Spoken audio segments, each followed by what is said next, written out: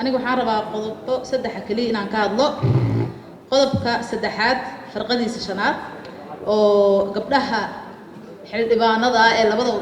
gole ay ka midaysan yihiin ayna soo jeedin guud ay ka qabaan oo gudoonkana aan gaarsiin doono haddii alla idmo halkaan ay ka soo wada jeediyeen baan rabaa inaan maaragtay aan wax ku daro oo meeshay istaageen aan la istaago haddii alla idmo qodobka shanaad wuxuu u qoran yahay qodobka saddexaad farqadiisa shanaad wuxuu u qoran yahay haweenku waa in ay ka mid noqdaan dhammaan saddexda laamood ee hay'adaha dawladda iyo gudiyada madaxa bannaan ee heer federaal heer dawlad goboleed iyo dawladaha hoose si wax ku ool ah lana sugo gaar ahaan jagooyinka la isu doorto iyo kuwa la isu magacaabo kaliya waxaan rabnaa in meeshaas noogula xiro 30%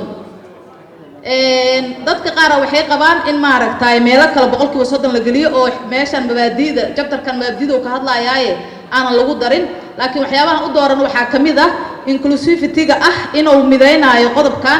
xilalkii oo dhan kuwa la isku dooranayay iyo kuwa la magacaabaye annaga gabdhaha Soomaaliyeed meel kasta ay joogaan baarlamaanka ku matalnaa ma ahan inaan baarlamaanka inaan xildhibaano ka noqono kaliya laga noqdo loo doodo waa inaan u doonaa gabadha agaasimaha noqonaysa xaq hesha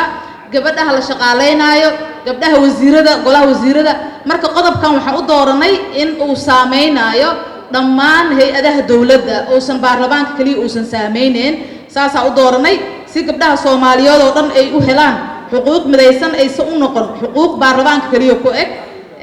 sidoo kale qodobka sideedaad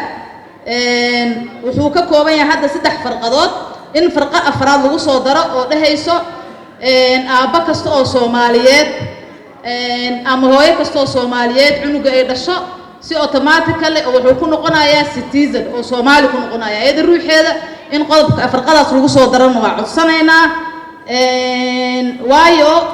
xeerarka iyo dastuurka iyo shuruucda waxa loo sameystaa marxaladda markii lagu jiro in looga baxo marxaladaas hadda gabdhaha Soomaaliyeed way haysataa cadeynteedana waa recorded waa la hayaa gabdho Soomaaliyeed oo muwaadiniina oo dalkan xuquuq ku leh awlaadoodii inay meelaha kula dhiban yihiin inuu dhibaato haysto ay ka mid yihiin arday hooyo Soomaaliyeed oo wiilkeedu arday inta Muqdisho ka dirtay oo baasaboor Soomaaliya loo sameeyay ee Turkiga waxbarasho ugu dirtay baasaboorkii markuu ka dhacay safaaradii Turkiga ay u diiday hadda taagan kiiskaas taagan marka in xal loo raba loo baahan yahay shuruucda dalka wuxuu u sameystaa marxaladda ama dhibaatada taagan markaas in looga baxo marxaladaas gabdhaha Soomaaliyeed dibkaas haystana in laga baxo muhiimadeeda ay leedahay waana xoojinaynaa haddii aan ka hadlo sidoo kale qodobka sagaalaad aad looga hadlay especially waxaan u mahad celinayaa xildhibaanada labada gole ee ka soo jeeda Somaliland waxaan moodaa inay maaragtay si mug iyo miisaan leh ay uga hadleen oo ra'iisul wasaarihii hore ugu horeeyo marka waa maadsan yihiin qodobkan sagaalaad laba farqo hadda ka kooban yahay farqada labaad waxay leedahay maqaamka waxa looga hadli doonaa jabtarka shanaad qodobkan labaad waxa ku qorneed awal xulashooyin saddex bay baarlamaankii sagaalaad iyo kii tobanaad oo naga horeeyay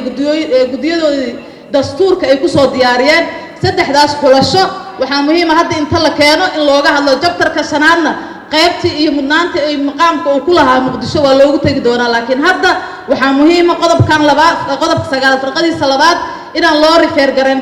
jabtarka shanaad